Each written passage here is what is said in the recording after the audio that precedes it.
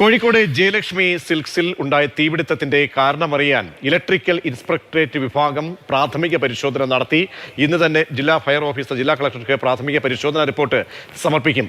രണ്ടാം നിലയിലെ സ്റ്റോക്ക് റൂമിൽ നിന്നാണ് തീ പടർന്നത് എന്ന് ജയലക്ഷ്മി സിൽക്സിന്റെ ഉടമ ഗോവിന്ദ് കമ്മത്ത 30 കോടിയിലധികം രൂപയുടെ നാശനഷ്ടം കണക്കാക്കുന്നതായും ഉടമ പ്രതികരിച്ചു.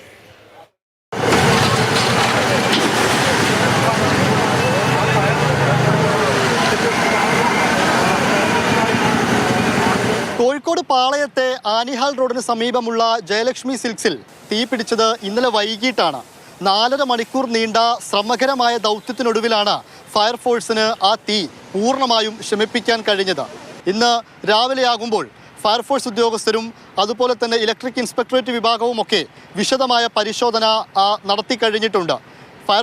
ജില്ലാ ഫയർ ഓഫീസർ വിശദമായ പഠനം നടത്തി ഒരു പൂർണ്ണമായ റിപ്പോർട്ട് ഇന്ന് ജില്ലാ കളക്ടർക്ക് സമർപ്പിക്കുകയും ചെയ്യും. പ്രാഥമികമായി മനസ്സിലാക്കുന്നത് ഷോർട്ട് സർക്യൂട്ടാണ് തീപിടുത്തത്തിന് കാരണമെന്നും ഫയർ ഉദ്യോഗസ്ഥരടക്കം പറയുന്നുണ്ട്. 2023 തീപിടുത്തത്തിൻ്റെയും കാരണം ഷോർട്ട് സർക്യൂട്ടായിരുന്നു.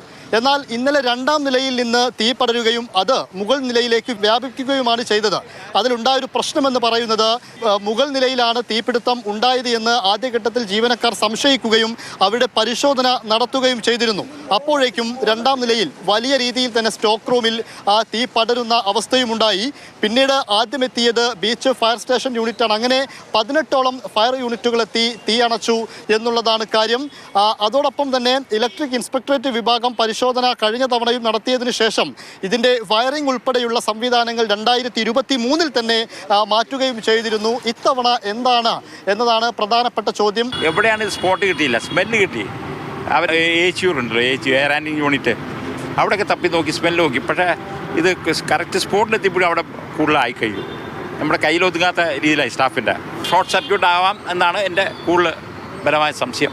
അന്നത്തെ കാലത്ത് നല്ല നഷ്ടമുണ്ട്, 3 ഇരട്ടി കുറഞ്ഞ പക്ഷമുണ്ട്. പൂർണ്ണമായ പരിശോധനകൾക്ക് ശേഷമായിരിക്കും എന്താണ് തീപിടുത്തത്തിന്റെ കാരണമെന്ന് വ്യക്തമാവുക. ഇംതിയാസ് കരീം, മാതൃഭൂമി ന്യൂസ്, കോഴിക്കോട്.